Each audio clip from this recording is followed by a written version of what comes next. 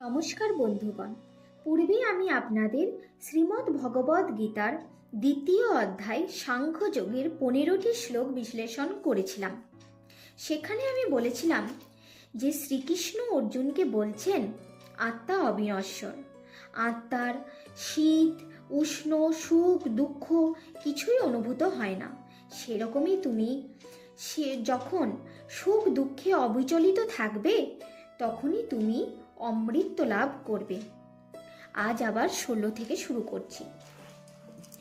না শত বিদ্যতে ভাবো না ভাবো বিদ্যতে শত উভয়োরপি দৃষ্ট হন্তুস্তন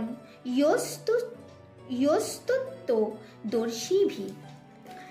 প্রত্যক্ষাদি প্রমাণের গোচর হইলেও শীতস্নাদি উৎপত্তি বিনাশশীল বলিয়া অসৎ ইহাদের পারমার্থিক অস্তিত্ব নাই, কিন্তু আত্মার পারমার্থিক সত্তা আছে।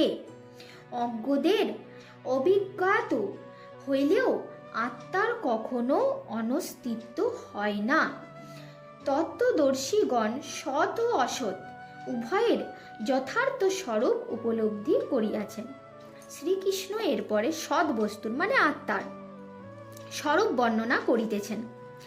শুনুন কি বলছেন। অবিনাশী তু তদ্বিদ্ধি যেন সর্বমিদং ততম বিনাশম ব্যয়স্যাস্য ন কশ্চিৎ কর্তুমহর্তি। যিনি এই সমগ্র জগৎ পরিব্যাপ্ত করিয়া আছেন তাহাকেই অবিনাশী আত্মা বা ব্রহ্ম বলিয়া জানিবে। কেহই এই অব্যয় আত্মার বিনাশ করিতে সমর্থ হয় না। এরপর শ্রীকৃষ্ণ অসৎ বস্তুর মানে অনাত্মার স্বভাব বর্ণনা করছেন। কি বলছেন শুনুন। 18 নম্বর শ্লোক। অন্তবন্তর ইমে দেহা নিত্যশোক্তা শরীরিন অনাশীনঃ প্রমেয়স্য তস্মাৎ যুদ্ধস্য ভারত। প্রত্যক্ষাদি প্রমাণের অতীত, অবিনাশী ও নিত্য আত্মার এই সকল দেহ নশ্বর বলিয়া উক্ত হইয়াছে। অতএব হে অর্জুন, তোমার এই জড় দেহে কালে বিনষ্ট হইবে, মানে তোমার এই দেহ একদিন না একদিন বিনষ্ট হবেই, কিন্তু তুমি আত্মরূপে অবিনাশী, মানে তুমি আত্মারূপে তখন অবিনাশী থাকবে, কোনো বিনষ্ট নেই। অতএব যুদ্ধ করিয়া সধর্ম পালন করো।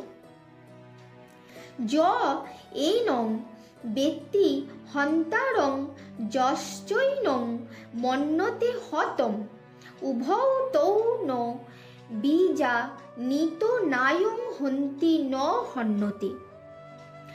যিনি ইহাকে হন্তা বলিয়া মনে করেন এবং যিনি ইহাকে নিহত বলিয়া ভাবেন, তাহারা উভয়েই আত্মার প্রকৃত স্বরূপ জানেন না। আত্মা কাহাকেও হত্যা করেন না বা কাহারও দ্বারা নিহতও হন না, কারণ আত্মা অবিনাশী। ন জায়তে ম্রিয়তে বা কদাচিৎ নায়ং ভূত্তাহ ভবিতা বা ন ভুয়ো অজ নিত্য শাশ্বত হয়ং পুরাণো ন হন্যতে হন্যমানে শরীরে।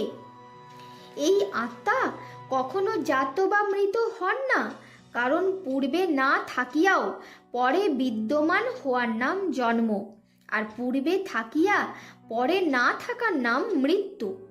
আত্মাতে এই দুই অবস্থার কোনোটিই নেই, কারণ আত্মা জন্ম ও মৃত্যু রহিত, অপক্ষয়হীন এবং বুদ্ধিশূন্য।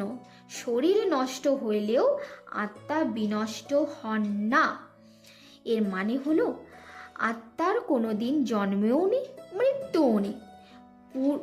জন্ম মানে কি? পূর্বে ছিল না, পরে জন্ম নিয়েছে, আর পূর্বে ছিল পরে আর নেই, সেটার নাম মৃত্যু। কিন্তু আত্মার সেসব কিছুই নেই, কারণ আত্মার অপক্ষয়হীন, কোনো ক্ষয়ই নেই, আত্মা বিনষ্ট হয় না। এটাই শ্রীকৃষ্ণ বলতে চেয়েছেন। আজ এইটুকুই থাক। পরের শ্লোক বিশ্লেষণ করার জন্য, শোনার জন্য আমার চ্যানেলটির সাথে থাকুন। ধন্যবাদ।